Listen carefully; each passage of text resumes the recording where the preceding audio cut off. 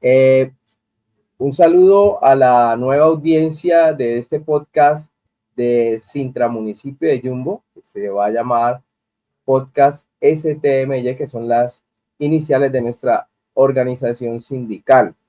Esperamos a lo largo de este programa o de este ejercicio periodístico que esperamos realizar durante mucho tiempo, con el apoyo de nuestra junta directiva y con el apoyo de un grupo de periodistas importantes a nivel del departamento del Valle, con el apoyo también de Telesur.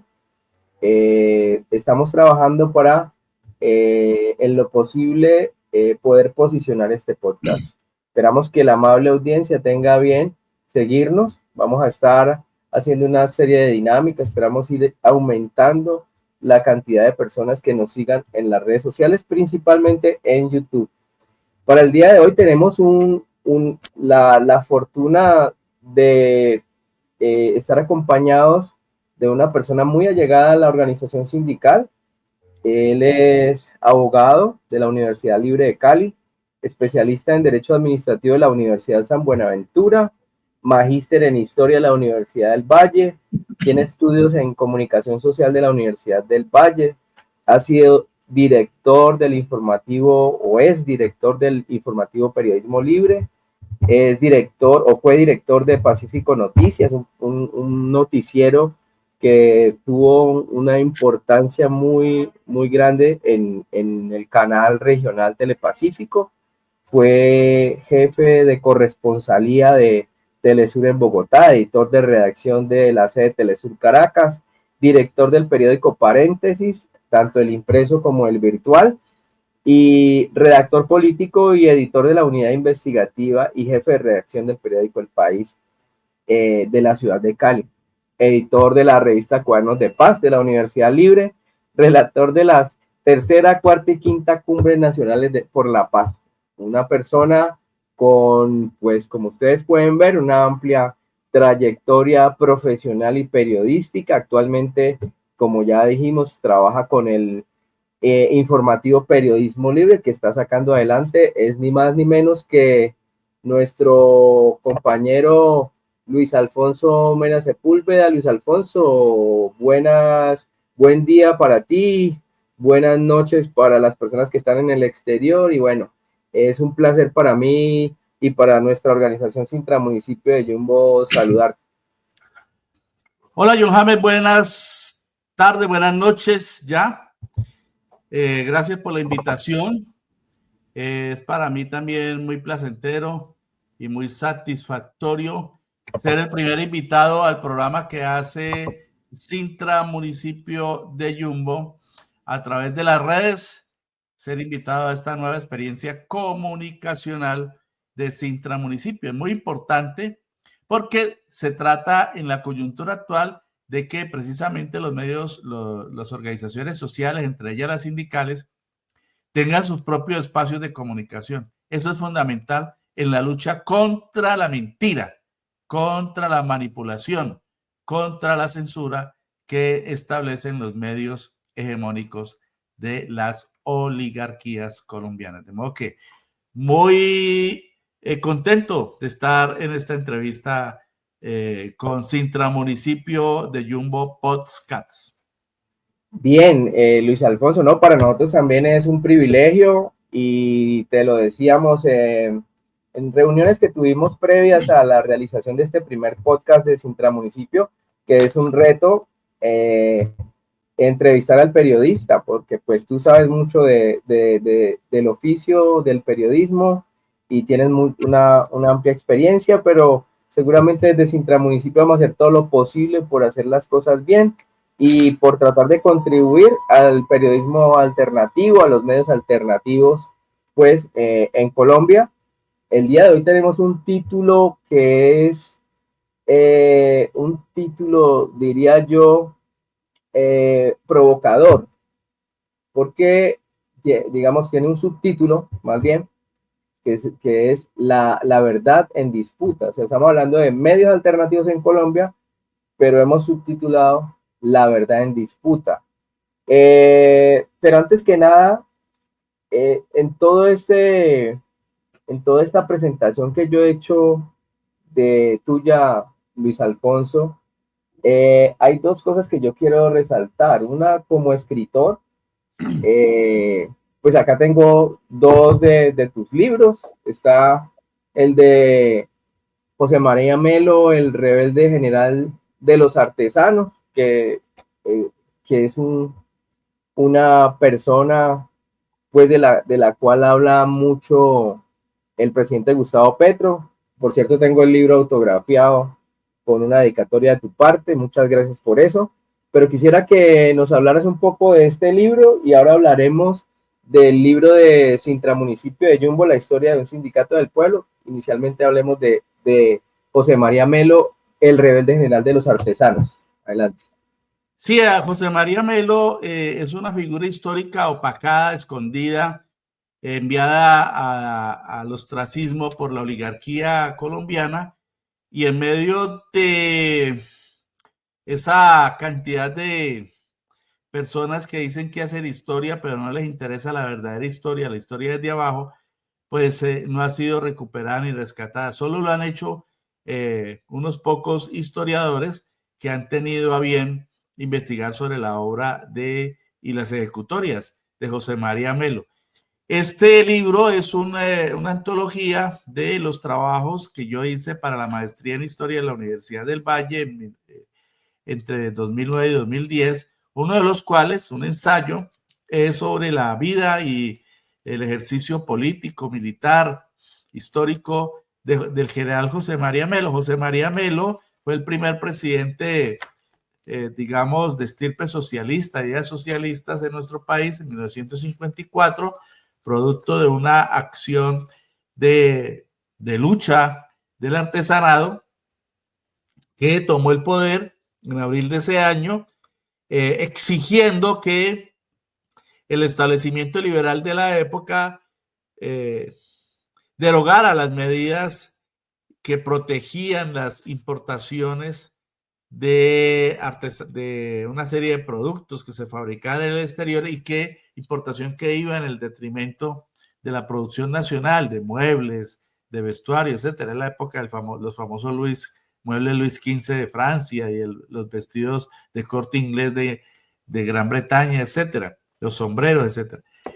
Esa lucha, que es el nacimiento de la clase obrera colombiana, pues da como resultado el ascenso al poder de José María Melo, pero las oligarquías colombianas se dieron a la tarea de fenestrarlo, de tumbarlo, como quieren hacer ahora con Gustavo Petro, y armaron todos sus ejércitos, 4 o 5 ejércitos de diferentes puntos del país, inclusive contaron con la connivencia y la complicidad de la embajada gringa de los Estados Unidos, se armaron, importaron armas también y marcharon. Obviamente en esa época todo era más lento, marcharon hacia Bogotá y en el mes de diciembre de ese mismo año, 8 meses después, defenestraron, derrocaron de manera violenta a José María Melo. José María Melo fue juzgado, desterrado, y en el destierro él decidió ir a Centroamérica, seguir luchando, Costa Rica, Nicaragua, terminó en México, en las huestes de los revolucionarios mexicanos, y allá los conservadores, la ultraderecha, que atacaba a Benito Juárez, en cuyo ejército se enroló José María Melo, esos conservadores lo asesinaron. Todavía los restos de José María Melo se encuentran en México y por eso es que ustedes oyen hablar en diferentes momentos en los que el presidente Gustavo Petro ha anunciado que está luchando por el encuentro y repatriación de los restos mortales de José María Melo, que de acuerdo con la investigación histórica, pues se encuentran en Chiapas, en una hacienda en donde fue sepultado por los mismos revolucionarios para proteger su cuerpo. Después de haber sido asesinado, fue sepultado, permaneció casi sin que se conociera dónde estaba, pues precisamente en el último viaje que hizo el presidente a México, en entrevista con la presidenta Claudia Sheinbaum, e incluso desde la época del gran presidente saliente Andrés Manuel López Obrador, pues también se avanzó en eso y esperamos que este año se pueda hacer el hallazgo definitivo, la constatación de que sí pertenecían sus restos a José María Melo y su repatriación a Colombia. Y al lado de este ensayo, pues hay otros 20 de recuperación de la historia que las élites siempre han ocultado, la historia desde abajo, John James.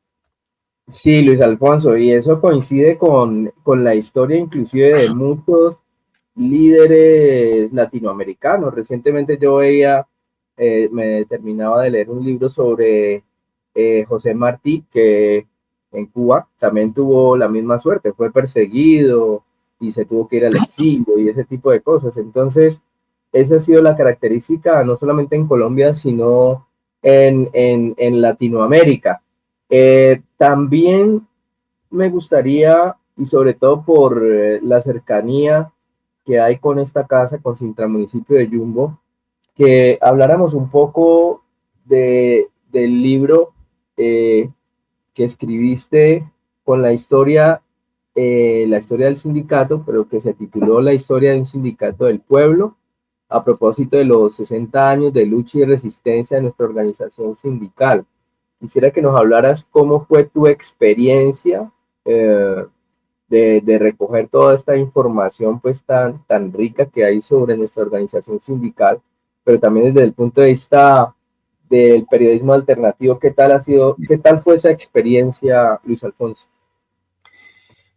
Sí, fue una experiencia muy enriquecedora porque fue un trabajo que hicimos con las bases sindicales, con muchos de los que ya están pensionados, recuperando también la memoria de muchos que ya no nos acompañan y que se constituyen pues en íconos de la vida de Sintra municipio, como Dionisio Calderón, como Fidel Castro Murillo, y en consecuencia hicimos un trabajo de 2 años, de trabajo en archivos, en documentos que el sindicato posee en numerosísimas carpetas, incluso en libros en los que están empastados y compilados boletines desde la década de los 60 hasta años recientes.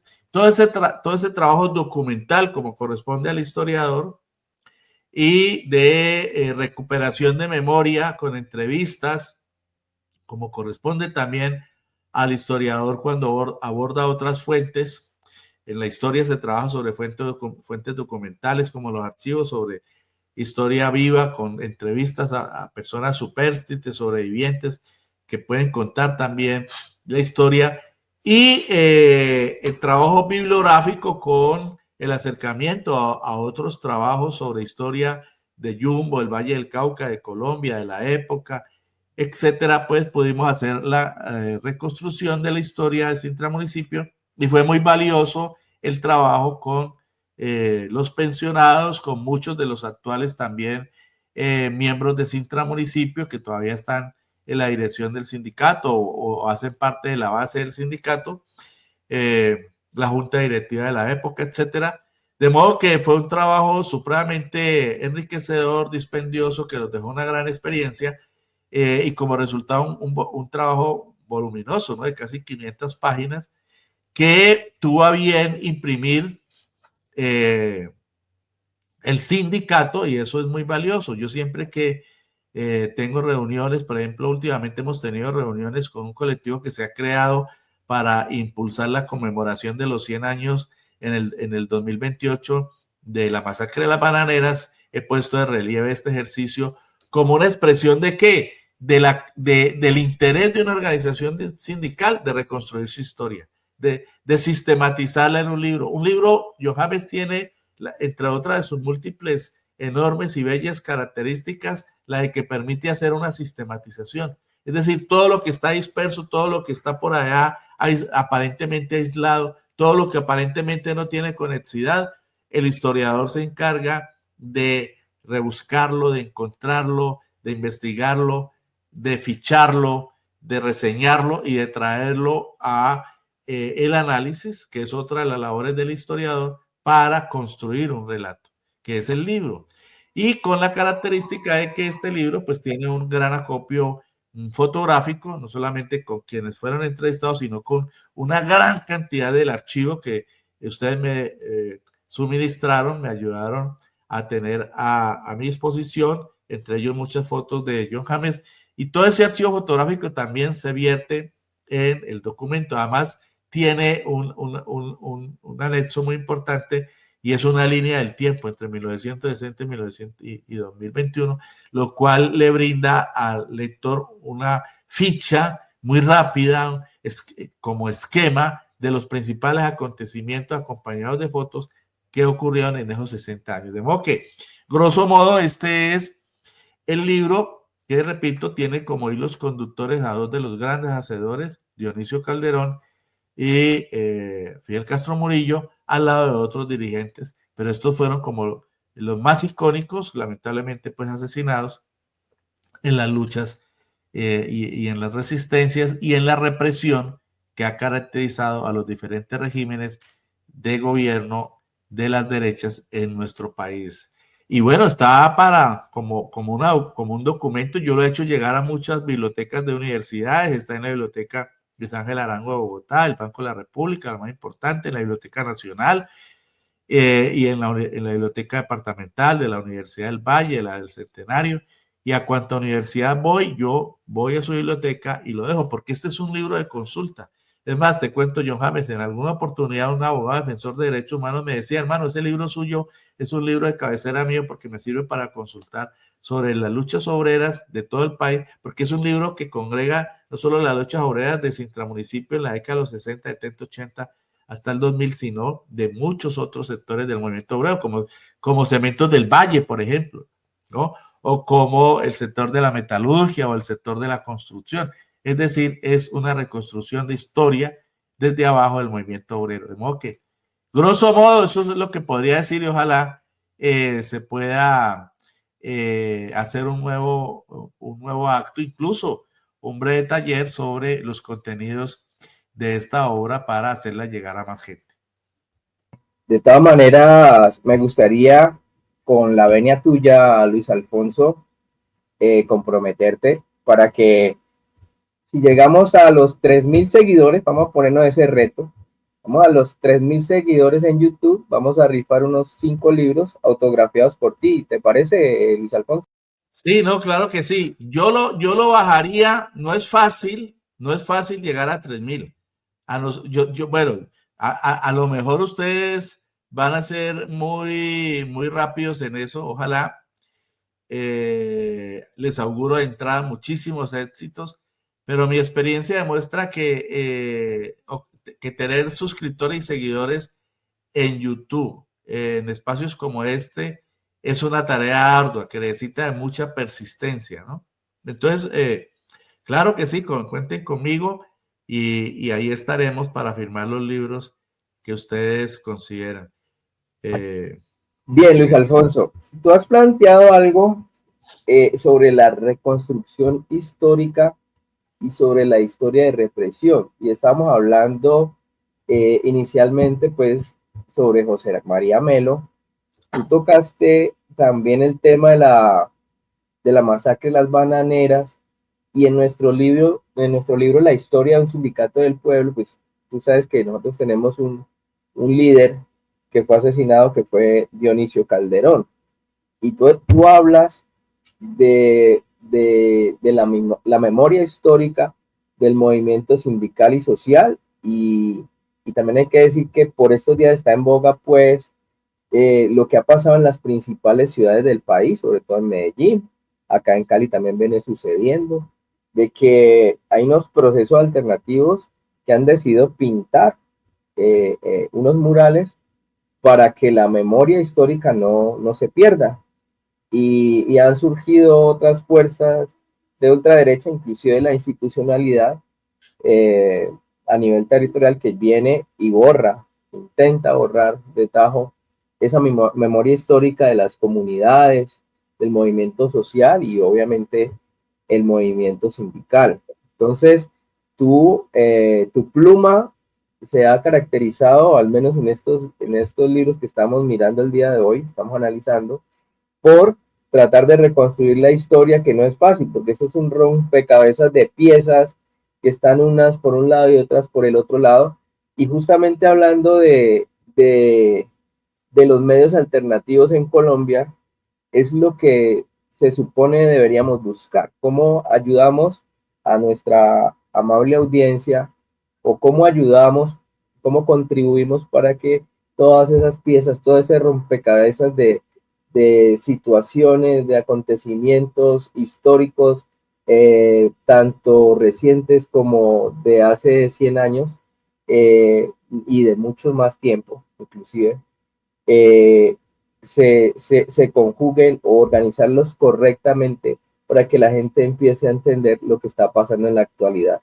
Entonces, ¿cómo ves tú el papel de los medios alternativos en ese escenario, Luis Alfonso? Y pues también desde la perspectiva de la característica que tiene tu pluma. Bien, lo que nosotros estamos haciendo en la actualidad, John James, es precisamente tratando de legar una huella documental de todo lo que está ocurriendo. A los medios alternativos, a los medios verdaderamente alternativos, porque ahorita pues está muy de moda denominarse alternativo, pero un medio alternativo, el carácter de un medio verdaderamente alternativo tiene que reunir la característica de ser contrahegemónico, es decir, de enfrentar las hegemonías que han sembrado un discurso único en nuestro país y en el hemisferio. No es alternativo el que simplemente en pequeñito reproduce la agenda de los medios de las élites que son grandotes, multimillonarios, con unas enormes maquinarias tecnológicas detrás y con unos enormes colchones de recursos económicos sustentándolos. Eso no es alternativo. Lo alternativo es lo que confronta el discurso hegemónico, lo alternativo es la otredad, la otra cara de la realidad, de la sociedad, del país, y que se encarga de confrontar, por eso es contrahegemónico o antihegemónico, confrontar ese discurso único, ese discurso que se ha impuesto a lo largo de la historia, a lo largo de 200 años, y que por eso mismo, por ser hegemónico, pues se convierte en un discurso que ya la gente no quiere salir de él. De modo que esa es una de las tareas fundamentales y por eso hablamos de la verdad en disputa, a propósito del título de este primer enlace que ustedes hacen. Precisamente, ¿por qué? Porque nuestra tarea es difundir la verdad desde la veracidad, es decir, la veracidad ¿qué es? Es la búsqueda, es el proceso de búsqueda de la verdad. Probable que no encontremos la verdad absoluta, pero no lo hacemos ni desde la neutralidad, ¿no? Ni desde falsos discursos de la inexistente neutralidad, ¿no? Los medios alternativos no son neutrales, los medios alternativos abordan la realidad desde la honestidad. Y desde la honestidad se enfocan a trabajar sobre la búsqueda de la verdad. Aquella verdad que tergiversa, que sesga, que censura, sobre la que miente los medios masivos tradicionales en lo fundamental. De modo que en ese ejercicio, pues nos encontramos en dos grandes escenarios. El de la historia, que es la reconstrucción de el trasegar a lo largo del tiempo de organizaciones sociales, políticas, obreras, y eso pues implica una distancia más o menos, una distancia temporal más o menos de alguna dimensión, pero está la historia del presente, que es aquella en la que trabajamos los periodistas. Entonces fíjate que estamos trabajando sobre dos disciplinas sociales de las ciencias sociales muy importantes, que son la historia y la comunicación social, que se encuentran en el periodismo, porque el periodismo también es una fuente de la historia. Para este trabajo que hicimos de la historia de Sintra Municipio, hice una investigación en periódicos, tanto de las élites como alternativos.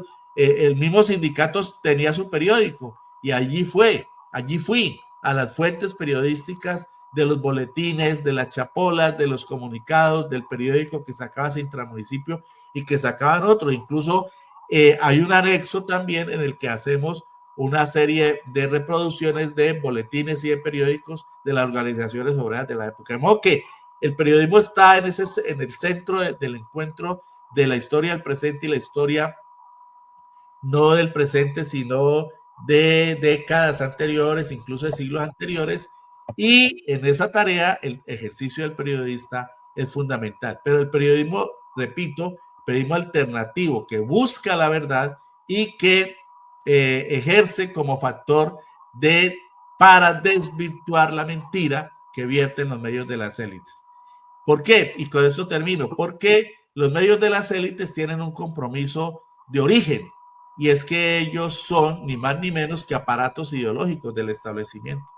Entonces, por eso Caracol, RCN, Semana, Cambio, El Espectador, Noticias 1, todos esos medios, El Tiempo, todos ellos de una u otra forma, uno desde posiciones de derecha, otros desde posiciones de extrema derecha, otros desde posiciones del famoso centro, que no es sino posiciones de derecha, pues defienden el establecimiento. Y ellos hacen de cuando en vez denuncias, pero llegan hasta determinado momento. Ya cuando el establecimiento, es decir, el poder de las oligarquías, empieza a ser afectado por las denuncias y por el avance del movimiento social alternativo y de izquierda, entonces hasta ahí llegan ellos. Y por eso estamos viendo lo que estamos viendo hoy, que todos esos medios están en contra del proceso de cambio del presidente Gustavo Petro, y lo que hacemos desde los medios alternativos es visibilizar la verdad de lo que está ocurriendo, los logros del presidente. También cuestionamos los errores y las cosas que no se hagan bien, pero nos encargamos de visibilizar los elementos positivos, todo lo positivo que se hace, y lo mismo hacemos para visibilizar lo que ocurre en otros pueblos, en Venezuela, en Honduras, en Nicaragua, en Cuba, etcétera, en Bolivia. Los procesos que son atacados constantemente por sus posiciones ideológicas por parte de los medios de las élites, nosotros tenemos el deber ético y moral de salir a mostrar lo que realmente está ocurriendo allí. Y es lo que hacemos acá en el plano local, lo que se hizo en el levantamiento social. Y bueno, de todo eso también, entre otras cosas, John James, vamos a hablar en un foro que haremos de periodismo libre y al que los invitamos a ustedes y a todos los que nos oyen el próximo 5 de febrero a las 2 de la tarde en el auditorio de la sección cultural del Banco de la República de Cali. Bien, Luis Alfonso, estamos hablando o has abordado o hemos abordado el tema de los medios alternativos, pero hay unas figuras, sobre todo en el periodismo del establecimiento, y ya estamos hablando del periodista en sí, el sujeto, el que comunica, el que es la imagen de un espacio que se dedica a informar, o como decimos nosotros, a desinformar de alguna manera.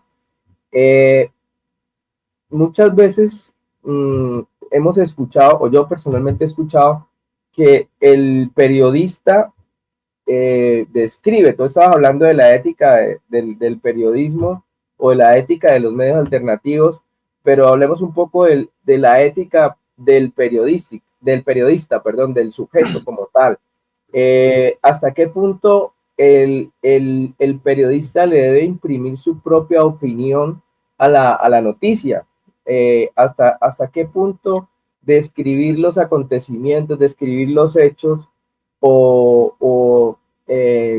dependiendo del medio de comunicación, porque los hay escritos, los hay hablados, y los hay, como en este caso, como el que tenemos hoy en día nosotros aquí, a través de imágenes y sonido. Entonces, hay unas figuras que suelen aparecer, que están de moda en los diferentes medios de comunicación de la ultraderecha, o los medios plutocráticos que yo denomino, y esos medios de comunicación, esas personas suelen agregarle a la noticia su propia opinión y desdibujar la realidad nacional y contribuir a un sector, sobre todo hablando desde el punto de vista político, a posicionarse, a a aferrarse al poder. Entonces, quisiera que de pronto hablaras un poco de eso, Luis Alfonso, en tu experiencia. Mira, al principio decía que en el periodismo no hay neutralidad. Si algo he constatado yo a través de una ya prolongada vida profesional, es que la neutralidad no existe. Esos que se dicen neutrales, esos que se dicen superobjetivos, esos que se dicen que ellos no están contaminados ni de un lado ni del otro, son los más contaminados y son los más faltos de neutralidad. Porque en realidad todo medio de comunicación y todo periodista, todo medio tiene una posición filosófica editorial y todo periodista es un sujeto social que tiene una posición política, que tiene una posición filosófica. De lo contrario, todos serían mercenarios, porque estarían obrando nada más que por recibir un salario. No, todos los seres humanos tenemos posiciones políticas, filosóficas, ideológicas, de tal manera que no puede haber neutralidad en medios de comunicación que desde de entrada descalifican qué es lo que tienen que publicar y qué es lo que no deben publicar. Y es lo que se hace en todos los medios de comunicación. Dependiendo de la filosofía, de la línea editorial del medio de comunicación, asimismo serán los enfoques que se viertan en sus contenidos. Por ejemplo, para definir la portada de la primera página de una revista o de un periódico, hay una reunión del director o del jefe de redacción, de los editores de secciones, etcétera, en las que se hace un acumulado, una información de las principales informaciones que lleva cada uno y se decide de acuerdo con un rango que califica la importancia en mayor o menor grado de esas informaciones y cómo van a ir presentadas en la portada. Entonces, yo por aquí tengo la edición de hoy del periódico El Tiempo para hacer esta edición, ¿no? En la que aquí hay una gran foto a cuatro columnas y aquí hay otra a 2 columnas, pues ellos se han reunido para definir cómo va esa distribución. Y aquí está todo el elemento ideológico y político del periódico El Tiempo.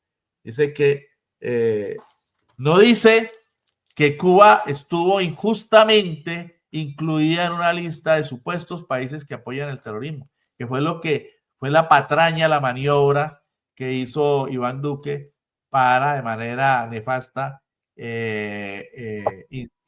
tratar de influir en el gobierno de Estados Unidos para que incluyeran a Cuba en la lista de supuestos países que apoyan el terrorismo. No dice que fue excluida de esa lista, sino que producto de eso es que salen unos cosas. Entonces, ya hay una posición ideológica del periódico El Tiempo, ¿no? Para tratar de mostrar a Cuba como lo que no es. O sea, Cuba es un país bloqueado, Cuba es un país sumido en un bloqueo criminal, en un cerco económico, político, criminal.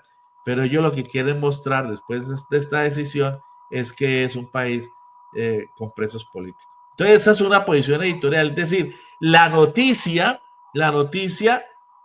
mirada desde la óptica de ese medio de comunicación. ¿La óptica qué? La óptica política, la óptica ideológica. Y así se repite a lo largo de toda la historia de los medios de comunicación. Y así hacen con la información sobre el presidente Petro y sobre Venezuela, ¿no? Sobre Venezuela ocultaron todas las enormes movilizaciones que hubo del pueblo bolivariano. Yo estuve cubriéndolas en las calles, recorriendo palmo a palmo. Hice 5 transmisiones en vivo y en directo desde las calles. Una de ellas tuvo 2 horas y media. Con el pueblo de Caracas recorriendo las calles desde Petare por la avenida Francisco de Miranda hasta Chacaito, más de 7 kilómetros. De eso nadie, pero nadie, estoy seguro, informó en Colombia. Y menos el periódico El Tiempo. Entonces hay sesgos, hay decisiones a la hora de definir cuál es el enfoque, cuál es la noticia para el medio más importante y cuál es el enfoque A o B o C que se le va a dar. Entonces ahí entra en juego la línea editorial. Y por eso los medios no son neutrales, porque vierten en la información la línea filosófica, editorial, política que tienen. Entonces, aparentemente esa información es una información plana, simplemente eso es lo que ocurrió, no, pero no privilegian lo fundamental, que es que se logró sacar a Cuba de un listado en el que injusta, miserablemente estaba incluida. Y ellos le dan la vuelta, ¿no? Como decimos en el periodismo, le dieron la vueltica. De modo que eso es lo que ocurre, John James. Hay un uso hay un vertimiento de las posiciones políticas e ideológicas en la definición de todos los contenidos aparentemente informativos. Eso de un lado. De otro lado, en el periodismo se manejan dos ámbitos, el ámbito de la información y el ámbito de la opinión. Hay quienes afirman que en la información no hay opinión, en la información hay opinión. Ya te lo acabo de demostrar. Como la forma como uno presenta y titula y le da despliegue gráfico a una noticia, eso es opinión. Eso es opinión. Lo que pasa es que le dan otra característica, no es solo, ese es solo el dato, no, porque no presentaron otra imagen. Entonces, eso es opinión. Entonces, la opinión está inmersa en la información que presentan, y esa es la trampa, como neutral, como solamente el dato, como solamente el hecho. No, en la definición de dónde va en la página, no arriba y no abajo, o en páginas interiores, ahí hay una opinión, ahí hay una decisión editorial. Y en la titulación, en la forma de presentación, en el enfoque, también hay una decisión editorial. Entonces, ningún medio es neutral.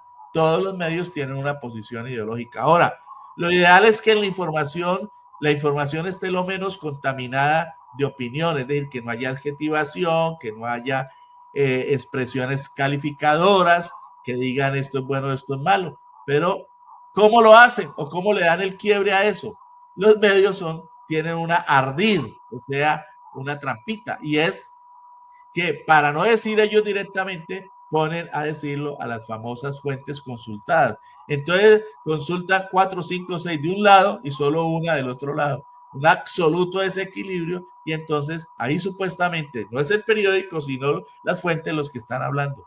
Esos son los artilugios, las artimañas, los vericuetos que utilizan los medios de comunicación de las élites para dárselas, para sacar pecho y dar ínfulas de neutralidad cuando no existe.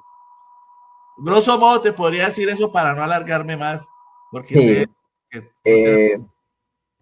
Igual sucede que la información que llega a la audiencia,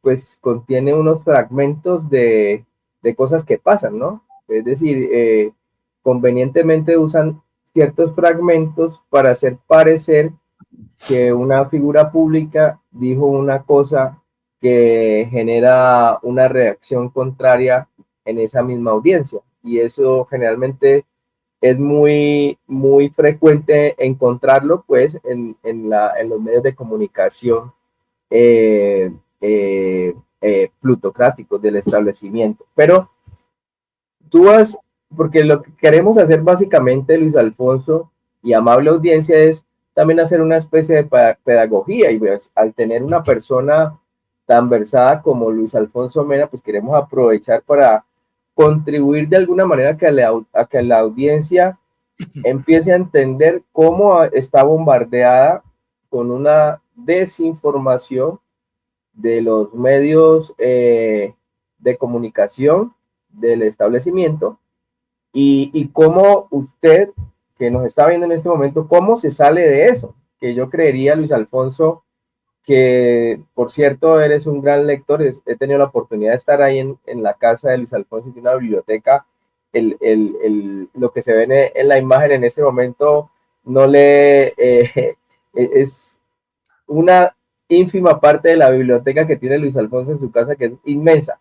Pero lo que quisiera, Luis Alfonso, que me ayudaras un poco, es explicarle a la audiencia, o ayudar a la audiencia a salir de esa trampa que le imponen los medios de comunicación. O sea, el señor, la señora llegan cansados, de trabajar y sintonizan Caracol RCN o por sus redes sociales siguen la información de ciertos medios que lo que hacen es desinformar y tiene un propósito esa información, como tú lo has dicho. Adicionalmente, hay una influencia de los propietarios de algunas redes sociales como X, como Facebook, que son utilizados para manipular a la audiencia. Y entonces es importante que en esta era de la información la gente pueda saber cómo se escapa de eso y cuál es la mejor alternativa para poder tener una información lo más real posible. Entonces, Luis Alfonso, a ver si nos ayudas un poco con esa pedagogía.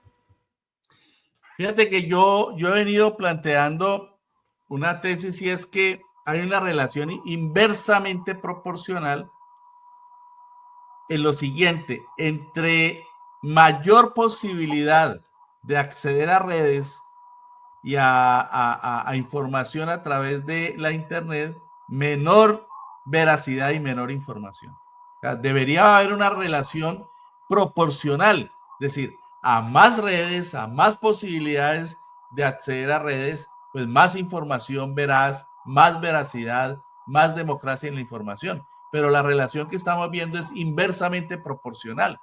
Es decir, a mayor desarrollo de la nanotecnología, la nanotecnología es la tecnología pequeña, ¿no? La que se desarrolla a través de este adminículo. Entre otras cosas, Johannes, con este aparato es que yo pude hacer 8 horas de transmisión desde Caracas. Con este aparato, claro, con un soporte de un chip, de una SIM card que tenía un buen soporte de internet.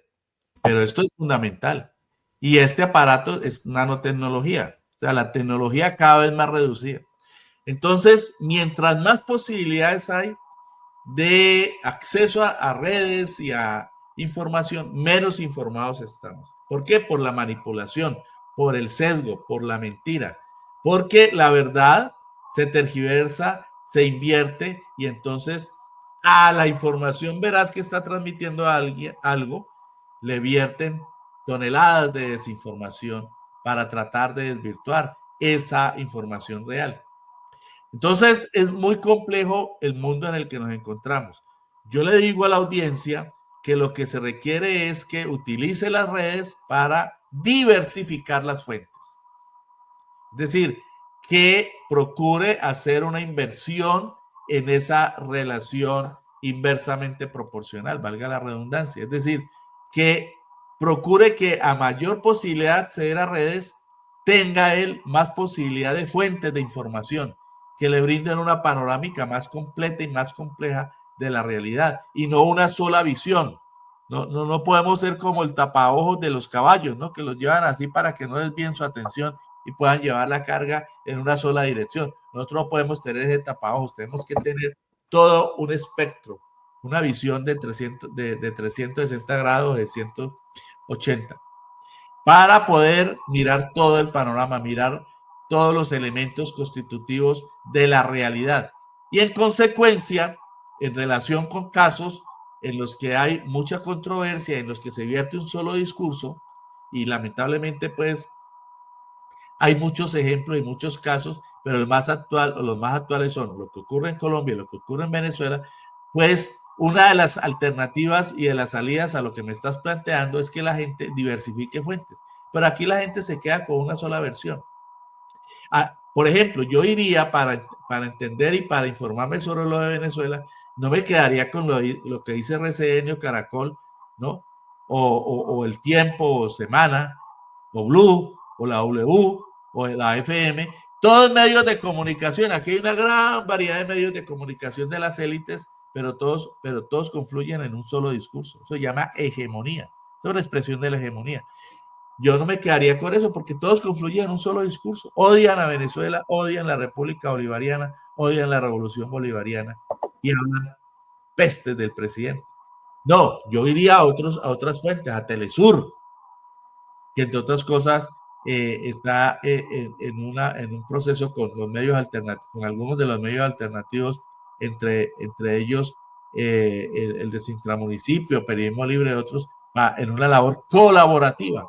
Entre ellos, por ejemplo, BTV, que es el canal estatal, o La Iguana TV, que, bueno, los que no tengo ningún nexo, pero los he visto y tienen información fidedigna, o con Venezuela News, que es un nuevo canal que se ha abierto en Venezuela para lanzar al mundo información real, o en otros países RT de Rusia, o Hispan TV de Irán, de diversificar la información. En México, por ejemplo, yo sigo mucho noticiero en redes, por ejemplo, o a un periodista alternativo progresista como es Jesús Escobar.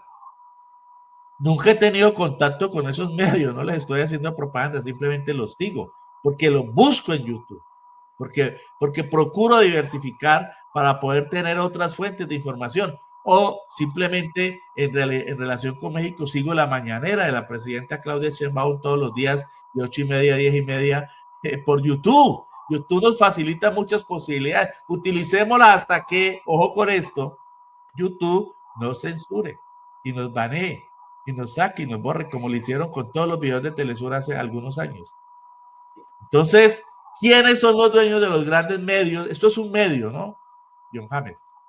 YouTube y Facebook e Instagram, WhatsApp, todos son medios a través de los cuales nos podemos expresar.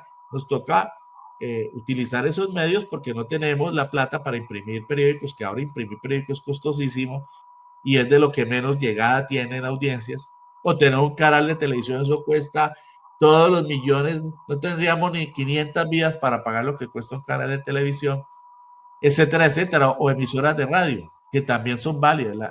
Colombia una sociedad muy radial y todavía televisiva, y de ahí el poder hegemónico de estos medios que a través de la radio y la televisión engatusan y engañan a mucha gente. Entonces, ir a YouTube, ya que la gente está tan metida aquí, dejen de ver tanto TikTok, tanta pendejada, perdónenme la expresión, tanto muñeco y tanta ridiculez aquí, tanta mentira, tanta manipulación montada con inteligencia artificial. La inteligencia artificial hoy la están usando para un discurso real, volverlo mentira. Parece increíble, pero es la verdad. Entonces, poner a una persona que está diciendo algo, poner a decir la otra cosa. Y la gente se cree eso, ¿no? Las manifestaciones de la oligarquía en Venezuela les montan unos videos viejos y entonces dicen que son los videos actuales, etcétera, etcétera. De modo que, y en eso caen redonditos muchos amigos que se dicen progresistas, en el discurso hegemónico y en esos mecanismos de manipulación. Diversifiquen las fuentes. Aprovechen que todavía YouTube no nos ha censurado. Vayan a otras fuentes de información y allí encontrarán nuevos elementos de juicio. No les estoy diciendo que crean, simplemente les estoy diciendo acérquense a otras fuentes para tener muchos mejores y más elementos de juicio. Y yo agregaría a eso, Luis Alfonso, ir a las fuentes directas. Por ejemplo,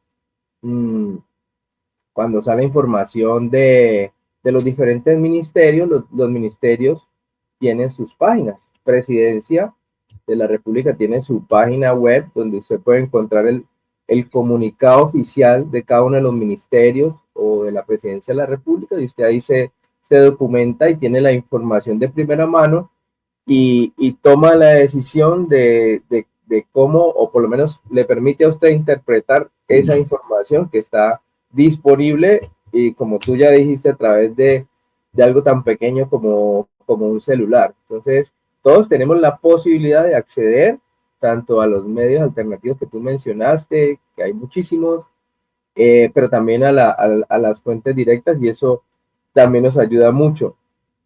Yo quisiera, para seguir avanzando, porque teníamos un capítulo que queríamos que desarrollaras un poco, del cual tú has hablado, que es el tema de Venezuela, muy en boga por estos días, pero queríamos aprovechar de que tú estuviste en primera persona en Caracas durante los últimos días, y como dijiste, has hecho una serie de programas muy interesantes, por cierto, desde allá, desde las calles de Venezuela, desde las calles de Caracas. Acá los medios hegemónicos pues publicaban una serie de información donde prácticamente ellos dibujaban una realidad venezolana donde estaban enfrentadas la oposición con los quienes están a favor del gobierno de Nicolás Maduro Moros. Entonces, tú estuviste en un sitio muy particular que a mí me llamó poderosamente la atención porque tú estabas en donde había una tarima preparada para un evento y ahí se encontraron las dos marchas, cosa que a mí me sorprendió mucho porque pues aquí en Colombia no puede pasar eso, dos marchas que se encuentren puede generar inconvenientes, pero digamos en una muestra, digamos de que en Venezuela, perdón, ha avanzado mucho el tema político y hay si se quiere, una especie de respeto entre las partes, cosa que eso no lo cuentan los medios de comunicación, pues estuvieron los dos sectores, quienes apoyan al gobierno y quienes están en contra del gobierno de Nicolás Maduro Moros, en el mismo lugar, a la misma hora, y ambos con sus banderas y lo que representan, y de todas maneras, pues eso habla o eso nos da a entender a nosotros que en Venezuela ha habido un avance importante. También lo explicaba en otro espacio donde explicaron el mecanismo de elecciones en Venezuela, que tienen la participación de la oposición, etcétera, etcétera, cosas que no las cuentan los medios de comunicación. Entonces quisiera que nos contaras un poco cómo fue tu experiencia, cómo fue estar en las propias calles de Venezuela, vivir ese momento también histórico que fue la posesión de Nicolás Maduro en medio de toda esta situación que acontece en todo Latinoamérica y a nivel mundial, porque lo que ha pasado por estos días en Venezuela pues es noticia mundial. Luis Alfonso. Bueno, muy importante decir de entrada que en Venezuela no hubo violencia, no hubo enfrentamientos, no hubo confrontación, que cada sector pudo hacer sus movilizaciones. La movilización de la oposición pues no eran lo que ellos esperaban, fueron realmente flojas y debido a eso, pues para ocultar las grandes movilizaciones que hizo el sector bolivariano, el sector chavista, el pueblo bolivariano, pues se pusieron a circular la narrativa de que Corina Machado había sido detenida, lo cual fue rotundamente falso. Eso fue un montaje que ella hizo, pero que se convirtió en la narrativa de los medios de comunicación para tratar de ocultar la movilización del chavismo. Lo segundo que debo decir es que yo estuve con la gente en las calles en el sector de Petare. Petare es una zona muy popular de Caracas, situada en el este. Petare tiene, dicen, más o menos unos 4.000 barrios. Para que nos ubiquemos más o menos algo así como Siloé, pero 40, 50 veces más. Y allí en Petare se hizo la concentración en la que se ambientó la partida hacia Chacaito, pero Petare fue solo un punto de concentración en el que se reunió el pueblo bolivariano durante 4 horas.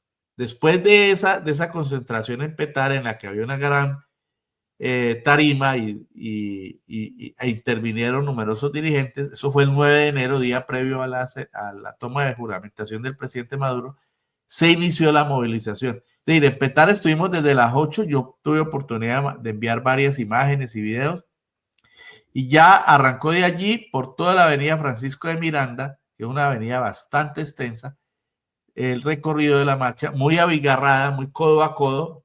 Hay un video mío desde el corazón de la marcha, marchando con la gente. Moque, yo puedo dar fe, porque yo lo viví. Yo estuve recorriendo las calles, a mí nadie me lo contó, yo no me lo he imaginado, yo estuve ahí, marchando con la gente. Y hubo un momento desde el cual empecé a hacer la transmisión en vivo. Todavía faltaba, porque era un recorrido muy largo, te quiero decir, John James, de más de 7 kilómetros. Yo creo que más largo que el que hicimos el 1 de mayo en Cali, que la gente dijo que qué recorrido tan largo y que no sé qué, y que no lo vamos. hacer marchas tan largas. Pues allá las hacen todos los días. Entonces, bueno, todos los días no, pero sí muy asiduamente. Pues los chavistas se movilizan todas las veces que sea necesario. Y allí grabé 2 horas y media, 2 horas del recorrido, creo que desde el Puente de los Ruices hasta Chacaito. Y toda esa zona es zona de oposición, pues, en donde vive la mayor cantidad de gente de oposición, porque es clase media alta para arriba, ¿no? Grandes edificaciones y urbanizaciones, etc. Pasamos por el famoso parque o el donde se concentró la oposición en el 2002 cuando le dieron el breve golpe al presidente Chávez, y en Altamira, que son zonas de la oposición, pues ahí eso se lo tomó el pueblo bolivariano y marchó pacíficamente por todos esos sectores. El Marqués, los Ruices, Chacao, Chacay, hasta desembocar a Chacaito, en donde una gran tarima, y desde allí habló Diosdado Cabello. Y la gente permaneció allí. A mí me llamó la atención, John James, porque muchas veces en nuestro país nosotros llegamos después de largas y calurosas marchas, y cuando uno llega al punto de reunión, la gente se dispersa y quedamos unos cuantos allí atendiendo a los que hablan desde las tarimas. ¿O no es así? Y resulta que allá la gente llegó a Chacaito a escuchar lo que decía Diosdado Cabello, que es vicepresidente para la seguridad, la justicia y la paz. Y la gente sigue con un fervor, interpreta las canciones. En mis videos lo pueden ver. Es que, esa transmisión está en vivo. Y como yo estoy metido, yo no llego a las coberturas. A los periodistas les armaron una camioneta en la que se podían subir para que ellos hicieran, pues, allí bajo cubierta, sin aguantar sol ni nada, y sin caminar, hicieran la cobertura. Yo no estaba ahí. Yo estaba con la gente, con el pueblo. Que yo soy reportero ante todo. Y el periodista tiene que ser reportero, de estar in situ y con la gente protagonista. Y no lo digo por arrogancia, lo digo por satisfacción, porque considero que así, que estando en un acontecimiento de tal trascendencia, hay que vivirlo de esa manera. Y entonces, yo estuve en la concentración del 9 final, en Chacaito, donde hablaba de Diosdado Cabello, y puede ser testigo de cómo la gente se sabe todas las canciones, la gente sabe toda la nueva simbología del chavismo. Es impresionante. Además, la gente se lo goza todo, se lo baila todo. Allí en mis videos lo pueden ver, creo que hay alrededor de 20 videos en mi canal de YouTube. El que quiera ver, que vea. El que quiera creer, que crea. Yo ya no puedo hacer más. Hoy hablaba con una persona de universidad y me decía, no, pero es que la oposición también movilizó. Y es que yo no vi 100,000 personas. Yo estuve ahí. Las movilizaciones de la oposición no tuvieron la magnitud que esperaban. Por eso no tuvieron trascendencia y se inventaban la narrativa de que había sido detenida esta señora, lo cual fue una gran mentira. Porque entre otras cosas, el personaje que andaba con ella, que dijo que lo habían baleado, fue falso. Y lo encontraron en un motel. ¿Sabías eso, John James? En un motel. Sí, claro. Sí. Porque así trata la oposición a quienes les ayudan. Los jóvenes lo tiraron a un motel para esconderlo, con una cartera de la señora. Bueno, eso es lo que ha ocurrido. Una gran movilización previa. Miles y miles de personas. 40,000, 50,000 personas chavistas movilizadas por toda la avenida Francisco de Miranda. Y luego, el día siguiente, el de la juramentación, tuvieron que cerrar todas las avenidas adyacentes, porque no cabía la gente, ni en la Plaza de Bolívar, ni en las adyacencias de la Asamblea Nacional, ni a lo largo de la avenida Universidad. A lo largo de la avenida Universidad, que es una avenida muy extensa que va, yo la abordé desde la Plaza de la Juventud hacia arriba, y hay por lo menos 3 kilómetros. Y a lo largo de toda esa avenida había gente, sobre todo al final, y había alrededor de 3 tarimas antes de llegar a la Asamblea Nacional, donde se produjo la juramentación. Y en la Plaza de Bolívar había otra tarima, y en otras plazas adyacentes había otras tarimas, como la avenida Urdaneta, que es la que va hacia Miraflores, la la sede presidencial. Y entonces allí en la Avenida Universidad, tan pronto terminó la intervención del presidente y la juramentación, para lo cual nos encadenamos con Telesur, yo decidí seguir haciendo el en vivo, recorriendo toda la Avenida Universidad, casi desde la Asamblea Nacional hacia abajo, para hablar con la gente que ya se iba retirando de las adyacencias a la Asamblea Nacional. Y entonces entrevisté mucha gente y se me acercó mucha gente del pueblo. Yo no hablé ahí con dirigentes, hablé con el pueblo, jóvenes, mujeres, y la gente expresaba lo que realmente está ocurriendo. Ahí está, lo pueden ver en mi canal. La gente espontáneamente y yo mostrando pues la realidad de ese pueblo movilizado. Y luego por la tarde, ese mismo día, porque allá todo es trepidante, es una cosa tras otra y tras otra y tras otra.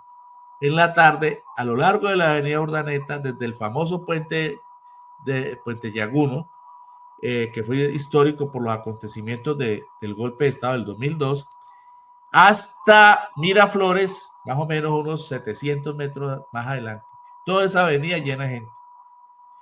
Escuchando al presidente que se juramentó ante su pueblo, otro acto distinto al de la asamblea, y se juramentó ante su pueblo. Allí la alegría era desbordante, la gente bailando. Está también documentado en varios de mis videos.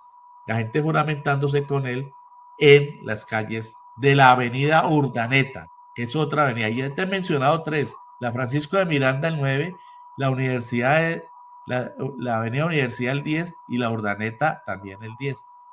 Y al día siguiente el presidente presidió otro acto multitudinario el sábado nosotros hicimos un en vivo desde otro bulevar muy extenso, más extenso que el de aquí de Cali, el del Río.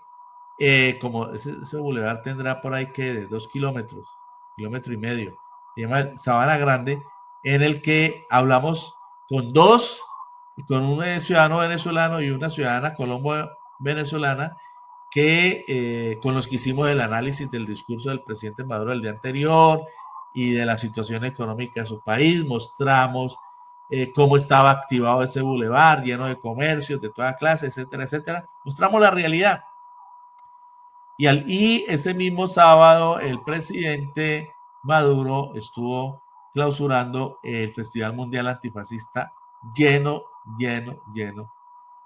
con más de 2,000 delegados de todo el mundo. Y el día el día domingo ya había otro acto, el Congreso Internacional de las Comunicaciones, más de 500 personas de medios de todo el mundo reunidas en la Universidad Internacional de las Comunicaciones de Caracas, que es una universidad desde la cual se desarrollan programas de capacitación para medios alternativos y contrahegemónicos. Y allí hicimos un enlace en vivo el día lunes con una periodista cubana y un periodista alternativo de Popayán que acaba de llegar de Argentina y se encontraba en Venezuela. Y el día lunes siguió el Congreso y desde allí hicimos un nuevo enlace de hora y media para aclarar pues todo lo de las famosas actas y para desvirtuar toda la narrativa que se ha vertido sobre eso. Ahí hablamos con Juan Carlos Thanos, Estela Mendoza, Ramón Martínez, ciudadanos colombo-venezolanos los tres, que viven hace décadas, 30, 40 años allá. Hablamos sobre la migración, se desvirtuó todo lo de las actas, que es una gran farsa que se ha montado, porque a ningún país le exigen actas, solo a Venezuela, ¿no? ¿Quién le exigió actas? ¿Quién le exigió actas a los terroristas golpistas de Siria que gobiernan ahora desde Damasco? Y ya corrió Francia, y ya corrió España a avalarlos, a apoyarlos, a reconocerlos. Es la hipocresía internacional.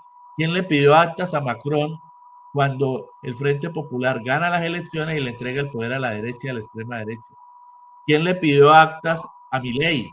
¿Quién le pidió actas a Bush cuando ganó las elecciones por 500 votos en la Florida en el 2000? En ese antidemocrático sistema electoral gringo en el que no hay ni siquiera consejo electoral y los resultados los dan las grandes cadenas monopólicas de información. Creo que estamos en medio de una gran farsa, de una gran hipocresía, de un gran irrespeto a la soberanía, a la independencia y a la institucionalidad venezolana, porque el presidente Maduro le pidió al Consejo Electoral que le entregara las actas a la entidad que corresponde, que es la Sala Electoral del Tribunal Supremo de Justicia. Y el Tribunal Supremo de Justicia constató que los resultados dados por el Consejo Nacional Electoral fueron los que estaban en las actas. No las actas que dicen por ahí. Anoche escuchaba a una señora diciendo que era que las actas las tenía, es que las tenía el Centro Carter y no sé qué entidad. Algo ridículo, ¿no? Algo ridículo. ¿Cómo van a reunir las actas el presidente Maduro tuvo 6.458.000 votos más o menos y Edmundo González 5.300.000 y pico? Es decir, Maduro le sacó 1.000.000, casi 1.100.000 votos al segundo. Eso es lo que estos señores no quieren reconocer. ¿Por qué? Porque quieren que, violando su soberanía, su autonomía, su independencia, su autodeterminación, dice que Venezuela le entregue actas a la OEA, que todos sabemos que es un aparato colonial de Estados Unidos. De modo que ahí, pues, grosso modo también, por las limitaciones del tiempo, te cuento cómo fue mi experiencia de cobertura en Venezuela. Bien, bien, Luis Alfonso. Para los que quieran ver ese video, que por cierto tiene un número de reproducciones alto, lo estuve viendo creo que esta mañana, como 40.000 creo que tiene, donde explican cómo es el sistema electoral venezolano, que está totalmente automatizado y demás. La audiencia, los que quieran consultar ese video de Periodismo Libre, bien pueden hacerlo. Está en el canal de YouTube de nuestro querido compañero periodista Luis Alfonso Mena y de su grupo de Periodismo Libre, su equipo de trabajo. Decirles también y aprovechar para que le den a la campanita y le den like a este video si les gusta, para seguir haciendo contenido de este estilo. Nos apoyan. Este canal es de la organización sindical Sintramunicipio de Yumbo, así que no requerimos afortunadamente recursos, así que lo que hacen es apoyar este canal, para que podamos seguir buscando entrevistados, como el día de hoy hemos tenido a Luis Alfonso Mena. Por ahí estuve hablando, Luis Alfonso, con Renan Vega, que se comprometió también a estar en este espacio. Espero tenerlo en los próximos días, y bueno, vamos a tener invitados importantes para que nos ayuden a desarrollar temas como el que hemos traído el día de hoy, que son los medios alternativos en Colombia. Pero volviendo a ese tema, Luis Alfonso, de los medios alternativos en Colombia, la verdad en disputa, tú acabas de contarnos un poco tu experiencia en Venezuela. Acá los medios decían cantidades de cosas, obviamente falsas. Nosotros tuvimos la oportunidad, por justamente los medios alternativos y siguiendo tu canal, de encontrar otras cosas diferentes a lo que estaban diciendo los medios aquí en el país.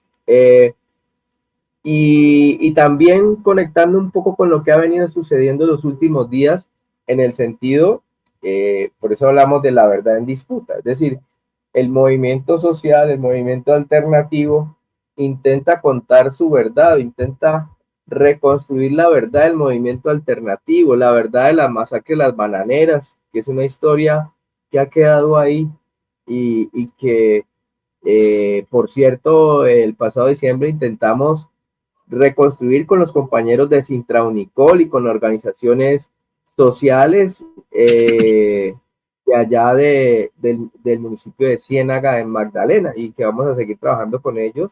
Un saludo para el compañero Ariel de Sintraunicol, que estuvimos allá con él, y con los compañeros que también tienen un canal alternativo. Entonces, Luis Alfonso, volviendo al punto central, los medios alternativos en Colombia. En tu opinión, ¿qué papel contrahegemónico juegan los medios alternativos en Colombia?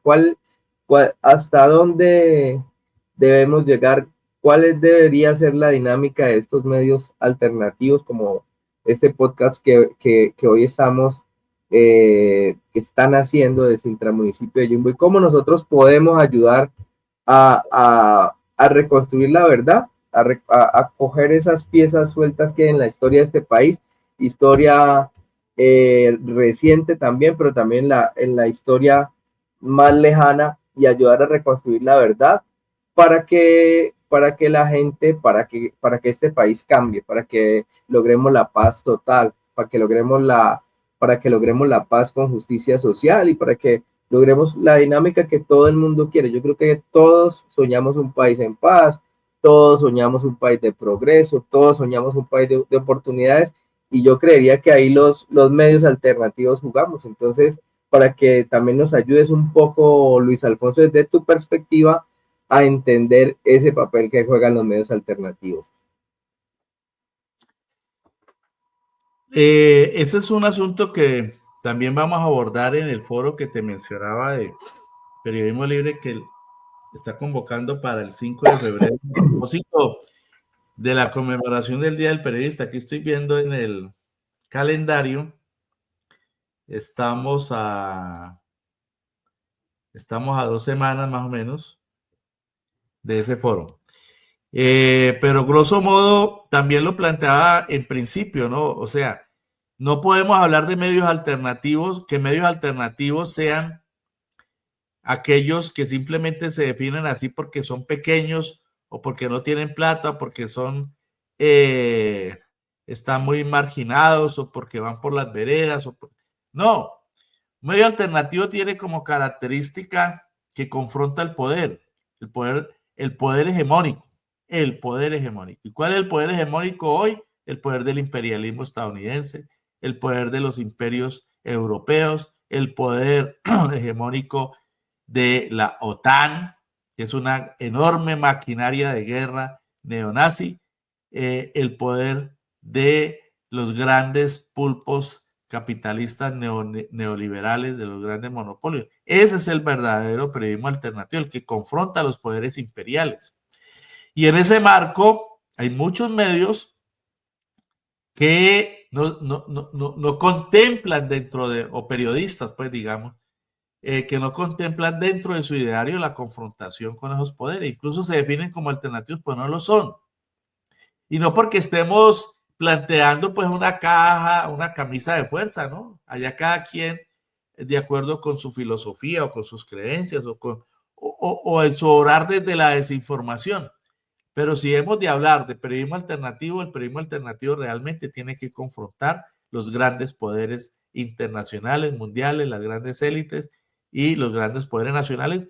Y en Colombia, como lo ha dicho el mismo presidente Petro, tenemos el gobierno, pero no tenemos el poder. El poder lo tienen los pulpos económicos, las grandes oligarquías, el gran empresariado, los grandes terratenientes que se oponen a la puesta en práctica de una reforma agraria real. Y para ello utilizan sus medios de comunicación, porque como dije también, los medios de comunicación son aparatos ideológicos al servicio de ese establecimiento. ¿Y cuál es el establecimiento? Pues los dueños del poder económico, el gran empresariado, el gran sector financiero, Ardila, Sarmiento Angulo, etcétera. Fíjense que el ejemplo de Sarmiento Angulo es muy sintomático, ¿no? Porque Sarmiento Angulo es uno de los pulpos financieros, es decir, del capital financiero parasitario más importante, con más capital acumulado existente en Colombia, y es el dueño del principal medio de comunicación que es de la oligarquía santafereña, que es El Tiempo, ¿sí o no? Entonces, ahí está clarito lo que ocurre en nuestro país. ¿Quién financia El Tiempo? El principal pulpo financiero de nuestro país. Y entonces, ¿qué podemos esperar del Tiempo? Pues defensa de ese establecimiento, de ese pulpo financiero, ¿o no? O vamos a Claro. esperar que El Tiempo diga otra cosa de Petro y el presidente Maduro y de todos los demás gobiernos progresistas. No, si los medios de las élites están es para defender, ser cancerberos, o sea, porteros, defensores del establecimiento. La Guardia Pretoriana. Es su guardia. Entonces, no podemos esperar otra cosa. ¿Y qué tiene que dar un medio alternativo? No reproducir así en pequeñito, en chirriquitico, lo que hacen esos medios grandotes. No, lo que tenemos que hacer es confrontarlos, David contra Goliat. Así de sencillo, así suene muy quijotesco, como el Quijote que yo mantengo aquí atrás. que ahí lo pueden ver. Y puede ser muy utópico, y no, y ese men es un romántico, y bueno, dirán otras barbaridades, pero pues, pongámoslo romántico, utópico. Pero es la realidad, y de grandes utopías está construida la historia de la humanidad. Y bueno, y fundamentalmente respondemos a nuestra conciencia. Entonces, la gran misión de los medios alternativos es desenmascarar esos imperios, desenmascarar esos grandes poderes detrás de los grandes medios de comunicación manipuladores y entregarle a la población herramientas. Ese es uno de los elementos que yo siempre defiendo, entregarles herramientas a la sociedad, darle herramientas al pueblo para que se defienda, para que las use. Entonces, a veces uno dice, no, a veces uno entra a reflexionar y dice, hombre, tanto que nos fregamos con esto, tanto que nos esforzamos y la gente no usa estas herramientas. Pero bueno, hay que persistir. Mi padre decía, la peor diligencia es la que no se hace. Y seguimos en la brega porque estamos hechos de una piel que debe ser impenetrable frente a la desesperanza o a desfallecer. Y hay que seguir como la piel del armadillo, fuerte, firme. Entonces, toca seguir en ese esfuerzo de dar a conocer la verdad, de investigar, de esforzarse por entregarle lo que hacemos, con lo que hacemos, elementos de juicio y herramientas de lucha, de argumentación a la población. Cuando Sintramunicipio, en este proyecto liderado por vos, empieza este ejercicio, pues le está entregando, esto es una herramienta de trabajo para sus trabajadores, para los integrantes de Sintramunicipio y para todo Jumbo. Esto que estamos haciendo es una herramienta. Es un trabajo y un documento de ejercicio pedagógico. Es un espacio de contrainformación, porque aquí estamos haciendo claridad en relación con lo que dicen y hacen los medios hegemónicos y principalmente el mundo que ellos defienden, que es el mundo del capitalismo neoliberal, etc. Entonces nosotros tenemos una misión específica, los medios de comunicación alternativos, y es también contribuir a la educación y a la formación de la población y de las comunidades. Que la gente vea en nosotros otros referentes. Y poco a poco vamos a ir generando colectivos. Ya verán que si ustedes persisten, verán la necesidad de hacer más asiduamente este programa, porque irá generando una colectividad, lo que en Internet se denomina una comunidad de seguidores. Y después esas personas estarán atentos a cuando ustedes sigan, acuérdate que a esta hora tal día sale Sintramunicipio Podcast, y entonces se aprestarán a sintonizarlo. Afortunadamente ahora existen muchos mecanismos para que la gente automáticamente se dé cuenta. No siempre opera, no siempre la campanita opera, pero si se generan esas comunidades y si le establecemos unos horarios en los que la gente sepa que a esa hora, tal día, aparece el espacio, la gente va a ingresar a esa comunidad. Entonces, el campo alternativo tiene una enorme responsabilidad, una enorme misión, y es generar otros espacios de información, de análisis, de opinión, ¿no? Para que se conviertan en herramientas de trabajo y en elementos de juicio para sectores populares. Pero insisto, la característica del medio alternativo es su contrahegemonía. No, el medio alternativo tiene su propia agenda, no reproduce la agenda de las élites, no reproduce la agenda de los medios de comunicación de la oligarquía, porque para eso está la oligarquía. Si yo voy a Caracas, no es para hacer lo mismo que hacen los medios de la derecha, con las manifestaciones convocadas por la derecha. Estaban centenares de periodistas que estaban deseosos de que ocurriera algo terrible allá, para que hubiera noticias. Como no lo hubo, como todo fue paz, tranquilidad, alegría, grandes movilizaciones del pueblo bolivariano, entonces buscaron la otra narrativa. Yo no sé si me entienden, pero ante el éxito del pueblo bolivariano, porque una cosa es el proceso bolivariano en Venezuela y otra cosa es lo que se dice afuera. Yo insisto en eso.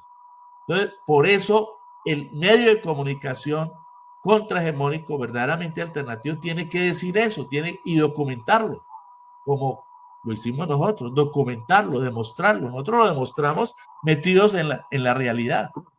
Entonces, es procurar hacer eso, no siempre se podrá hacer, pero hay que procurar hacerlo, como lo hacemos aquí con las transmisiones. Nosotros el 1 de mayo, con muchas dificultades, hicimos una transmisión larguísima de la gran marcha el 1 de mayo. ¿Qué tenemos que hacer, querido John James? Colaboración. Esa es la palabra clave entre los medios alternativos.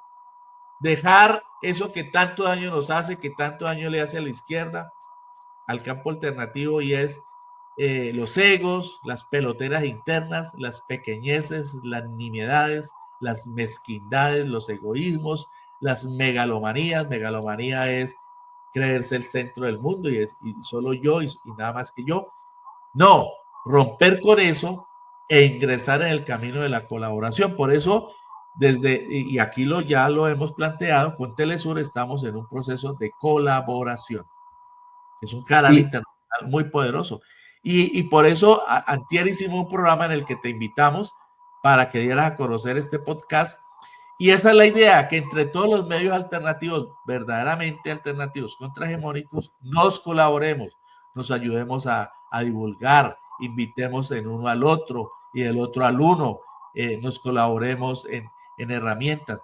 Y del campo social, y ya termino con esto, y del campo obrero y popular y del campo sindical sobre todo, esperamos que haya colaboración, porque de todas maneras necesitamos cómo sostenernos, y sostener un medio de estos implica recursos. Nosotros no le pedimos plata a nadie, no ponemos una cintilla como hacen muchos que consignen en X que nosotros vimos de ustedes. No, estos días intentaban hacer algo así con otro y yo rechacé y rechazo eso. Pero sí necesitamos que las organizaciones obreras, populares, de profesionales contribuyan, colaboren con espacios. Por ejemplo, eso que está haciendo Sintra Municipio es muy importante. Invertir en este medio que va no solamente a nutrir a sus bases, sino a contribuir al crecimiento del mundo social y político de Jumbo y a su cualificación. No, y precisamente quería aprovechar eso último que mencionas de la colaboración y enviar un saludo a Patricia Villegas Marín, que es la presidenta de Telesur, con quien tuvimos una reunión pues aquí en la ciudad de Cali hace unos días con la presencia de Luis Alfonso Mena, y a quien ayer le planteábamos pues de que ese tema de colaboración es muy importante para estos medios alternativos, y es por eso que gracias al apoyo de ella y de Telesur, pues nosotros podemos decir hoy en día que estamos con ellos, con Telesur, y esperamos pues seguir construyendo, no solamente con Telesur, sino también con Periodismo Libre y con todos estos medios alternativos que algunos tienen una experiencia mayor, como el medio de los compañeros de Sintra Unicol.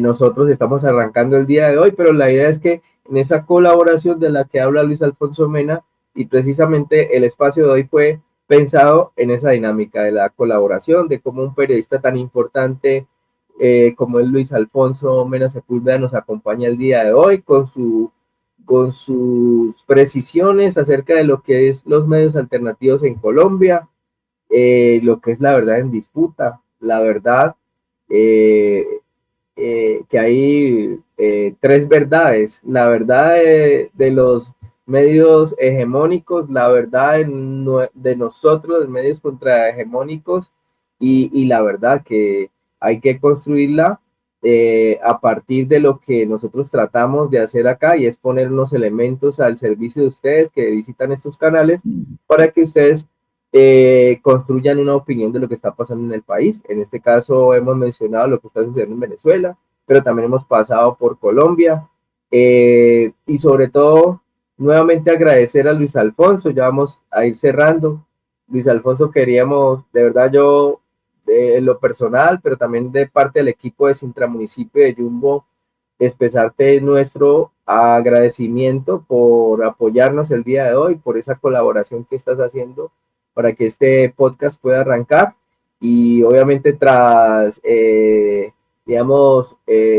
del escenario, antes de realizar este podcast, pues también hemos tenido tu apoyo en cuanto a recomendaciones y consejos en la experiencia que ya tienes.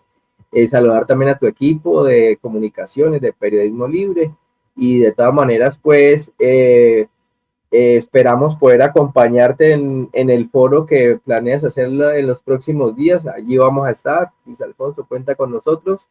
Y nuevamente agradecer pues a la amable audiencia, los pocos, creemos hoy en día que se van a sumar a esta iniciativa Sintramunicipio de Jumbo, pero esperamos que con el apoyo de unos y otros vamos sumando cada vez más personas que nos sigan en el canal de YouTube. Esto va a estar exclusivamente por el canal de YouTube, pero enlazado a través de nuestra plataforma de Facebook, que tenemos nuestra página de Sintramunicipio de Jumbo en Facebook. Ahí va a estar publicado el video, pero con el enlace del video de el canal de YouTube.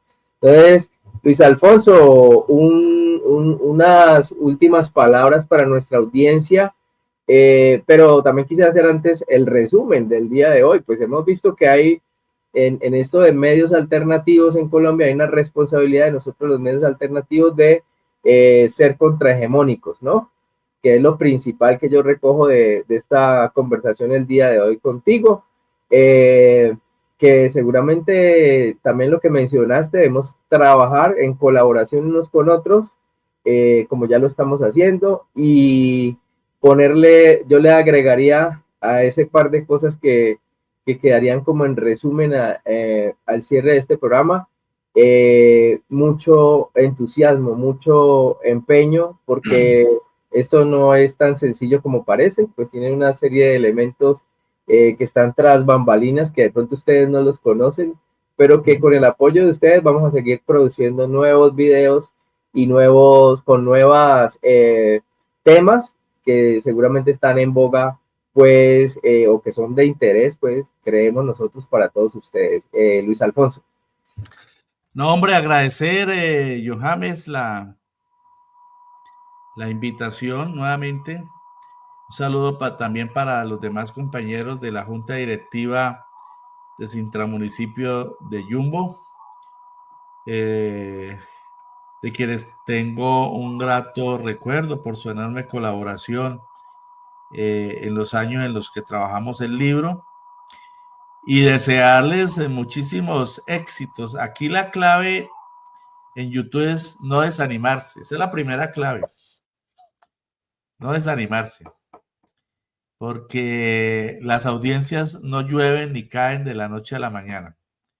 Lo segundo, en consonancia con lo anterior, es la perseverancia. Perseverar, que va de la mano con no desanimarse. Y lo tercero es la asiduidad. Yo llego a esa conclusión porque lamentablemente estamos en poder de los algoritmos. Y los algoritmos se forman a partir de la repetición de señales. Y la repetición de señales surge de la persistencia y la asiduidad, la generación. ¿Cómo se traduce eso? Generar contenidos. Entre más generación de contenidos, mayor viralización y mayor operatividad de ese bichito. Entonces, toca empezar a dedicar equipos, ¿no? Yo te cuento una anécdota ya para terminar y sin ninguna ínfulas. Yo vine muy entusiasmado de Caracas por el trabajo que hice, por la posibilidad que hice de visibilizar todo lo que pude vivir. Además, porque creo en esos procesos. O sea, yo no obro de manera hipócrita ni falaz. Yo cumplí con una misión con mi conciencia, es difundir la realidad pero es muy importante lo que está, el título de tu programa hoy, La verdad en disputa. Yo vengo contento por haber podido difundir la verdad. Y vengo además fortalecido, y te quiero comer, la anécdota es que he estado, y se ha podido notar en mi voz, muy agripado. Hoy incluso dije, ¿cómo voy a hacer esta entrevista? Si en los últimos Estamos igual. sí, los 4 días han sido de tos, de amigdalitis, bueno, de dolor en el cuerpo, todo. Pero hay momentos en que el entusiasmo, lo que decías, se sobrepone a las dolencias. Y entonces, bueno, hoy ha salido creo que bien. eh, y creo que el cerebro se programó para decir, no vamos a toser en esta entrevista. Y creo que ha salido bien. Yo les deseo toda la suerte del mundo. Como te decía, no desanimarse, persistir, insistir y la asiduidad. Yo sé que va a llegar el momento en que ustedes armen un equipo, el que empiecen a ser más asiduos. Nosotros, para terminar la experiencia que tuvimos, es que al principio del año pasado yo hacía el programa todos los días y fue un desgaste tremendo. Luego lo empezamos a hacer semanalmente, pero ahora entendemos que debe haber una combinación, que debe haber una producción, una generación de contenido diaria o por lo menos varias veces en la semana, pero no tan extenso como los de los sábados. Entonces es tratar de ir equilibrando, de ir ajustando, ¿no? De ir, como dicen los viejos, arreglando las cargas en el camino. Y como siempre digo, esto es un avión que se está construyendo en pleno vuelo. Querido John James, mucha suerte, mucho ánimo, muchos éxitos. Sé que van a tener muchísimos seguidores y que cuentan además con todo el apoyo de Periodismo Libre. Seguiremos difundiendo estos contenidos e informando a nuestra audiencia que ustedes están al aire para que los sigan. Y bueno, ya tendremos oportunidad de tenerlos nuevamente en un programa de Periodismo Libre. Los esperamos el 5 de febrero y seguiremos atentos a este ejercicio de colaboración. Y lo que necesitamos ahora es colaboración sin ambigüedades, sin egoísmo, sin megalomanías, entendiendo que solo la unión de todos los que estamos haciendo verdadero periodismo alternativo contra las hegemonías, pues logrará eh, llevarle a la población otra visión que le permita ir cambiando el país y ir cambiando la realidad y construir una nueva sociedad. Muchas gracias, John James. No, la unión hace la fuerza, Luis Alfonso, y de verdad muchas gracias, muy agradecidos contigo. Esperamos seguir trabajando en unidad, en equipo, con todos ustedes, con Periodismo Libre, y hasta una próxima oportunidad. Muchas gracias por haber estado el día de hoy en nuestro programa, y bueno, saludar a todos y ya despedirnos de todos nuestros compañeros y las personas que tuvieron a bien vernos por este canal el día de hoy. Muchas gracias a ustedes y hasta una próxima oportunidad. Gracias.